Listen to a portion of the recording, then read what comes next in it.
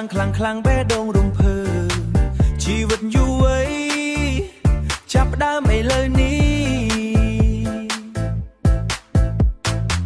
ព្រឹកឡើងយើងទៅសាលាកាន់ក្តីសង្ឃឹមក្នុងចិត្ត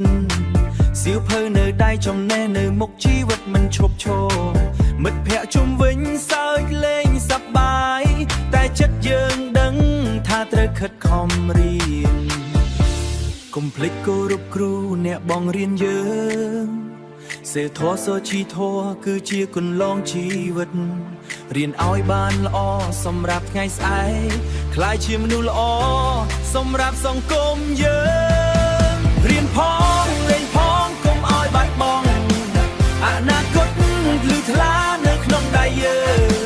កសាងខ្លួនឯងនិងប្រទេសជាតិយុវវ័យខ្មែរយើងអាចធ្វើបានគីថលីពីយ៉ាណូសំឡេងលន់បេះដូងយើងរួមទៅតាមសំឡេងសប្បាយផងរៀនផងមានតលយភាពនេះហើយជីវិតដ៏មានន័យលេងក៏លេងឲ្យសមគិតអំពីពេលវេលាកុំឲ្យភ្លេចគោលដៅជីវិតយើងមានតម្លៃចំណេះដឹងជាទ្រព្យមិនដែលបាត់បង់ជួយឲ្យយើងឈ្នះទូជួបបញ្ហាថ្ងៃណាមួយយើងនឹងឈរលើកំពូលដោយសារខិតខំមិនដែលចាញ់ចិត្ត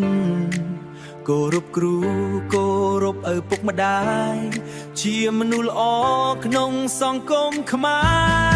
ររៀនផងលេងផងកុំឲ្យបាត់បង់អនាគតភ្លឺថ្លានៅក្នុងដៃយើង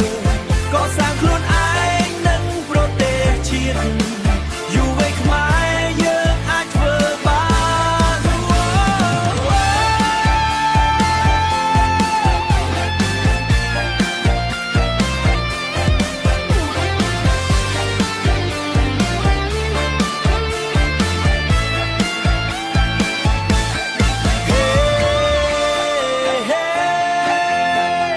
ជីវិតយើងស្ថិតក្នុងដៃយើង